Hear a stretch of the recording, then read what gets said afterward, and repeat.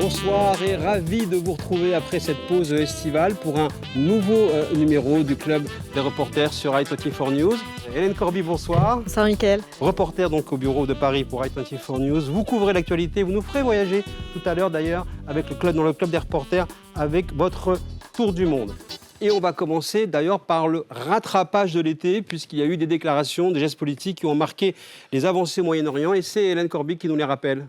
Tout à fait Mickaël, parce qu'il s'est passé beaucoup de choses cet été, pendant que vous étiez en train de courir après les caribous au fin fond du Canada. D'accord.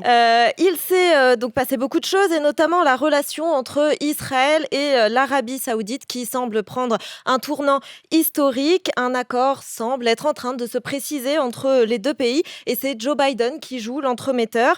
Résultat, les délégations vont et viennent à Riyad, des délégations américaines et des délégations palestiniennes. Alors cet été aussi, le Royaume a nommé un ambassadeur non résident pour les territoires palestiniens. Ça aussi, c'est une nouveauté.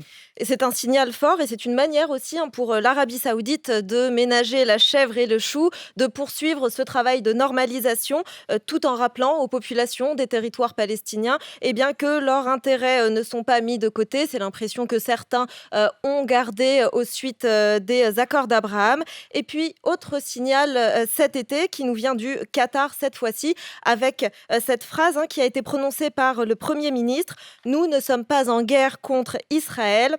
Avant de rappeler tout de même que les Israéliens occupent la Palestine.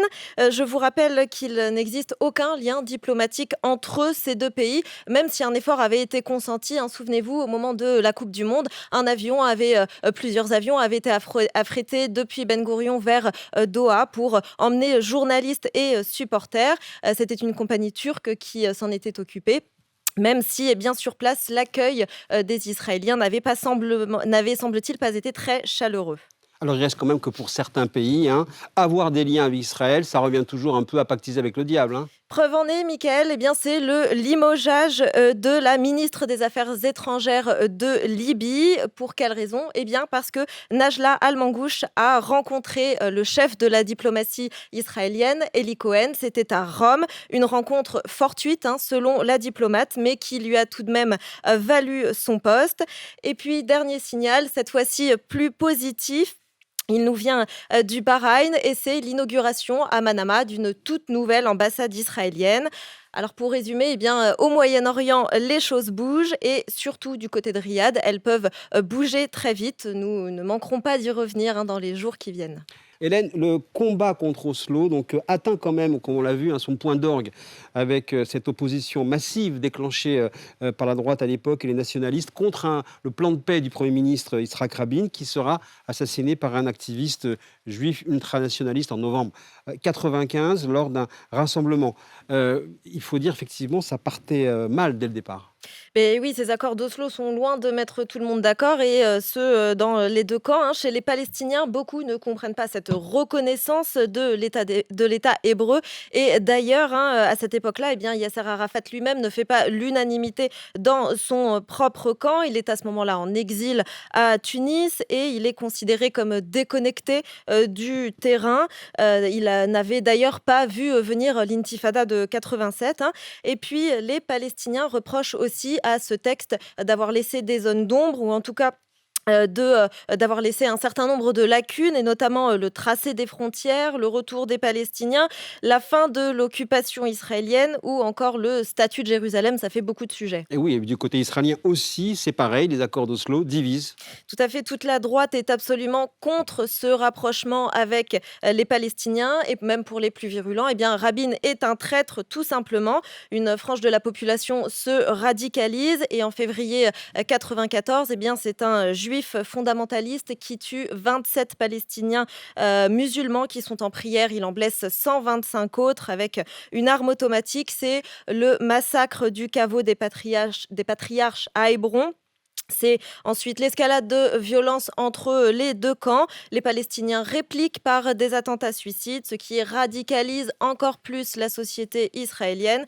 Et un an plus tard, en plein Tel Aviv, alors qu'il quitte une manifestation pour la paix, eh bien, Yitzhak Rabin est assassiné de 3 balles dans le dos par un étudiant israélien de 25 ans, Yigal Amir. Avec l'assassinat d'Yitzhak Rabin, eh bien, ce sont les accords d'Oslo qui sont mis à mort. Et puis avec l'élection de Netanyahou un an plus tard, eh bien, ils sont définitivement enterrés. Et tout ce contexte bouillonnant eh bien, mène quelques années plus tard, en septembre 2000, à l'arrivée, au début de la seconde intifada. On termine cette première partie avec votre tour du monde.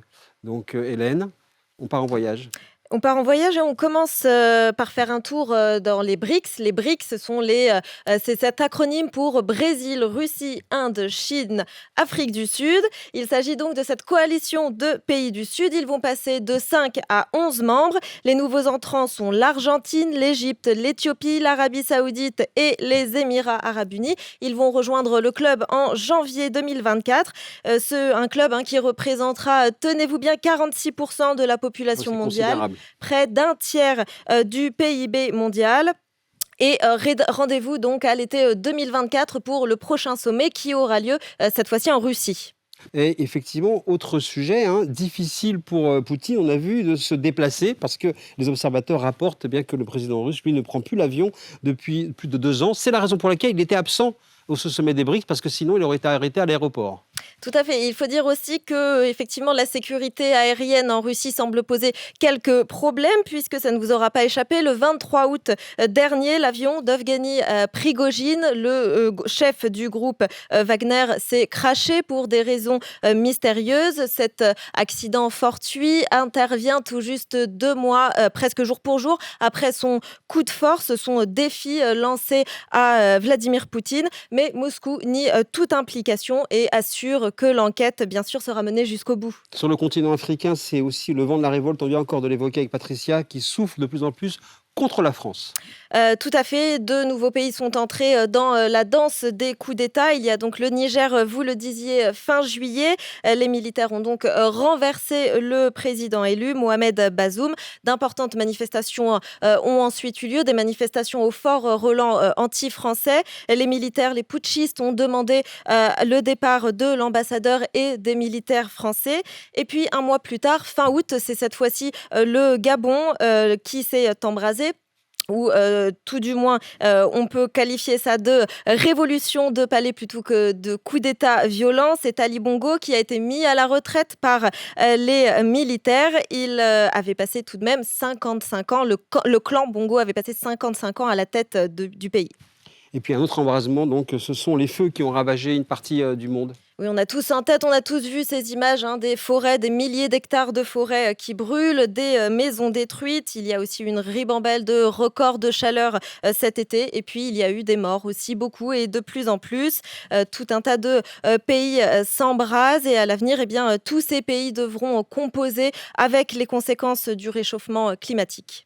Oui, donc effectivement, c'est l'été de l'effondrement, même début de l'effondrement climatique qui aurait démarré. On a quand même réussi à voir la vie en rose un petit peu. Oui, une J'aime marée beaucoup. rose a déferlé sur le monde cet été, et Barbie est déjà le film qui a rapporté le plus d'argent à la Warner. Ça se chiffre déjà à plus d'1 milliard de dollars. C'est colossal. Alors pourquoi un tel succès? Eh bien parce que tout le monde y trouve son compte, ceux qui aiment l'univers Barbie, mais aussi et surtout ceux qui y voient une satire du monde patriarcal. Sans surprise, le film a donc été interdit dans bon nombre de pays, l'Algérie, le Koweït, le Liban. Mais en revanche, et ça c'est une surprise, le film a rencontré un vif succès en Arabie Saoudite, pays où il n'y a pas si longtemps, eh bien, le cinéma était encore un péché. Certaines salles ont projeté le film plus de 15 fois par jour. Alors peut-être à l'avenir, verrons-nous Mohamed Ben Salman avec un kéfier rose, qui sait. Merci beaucoup, on se retrouve pour la deuxième partie, effectivement.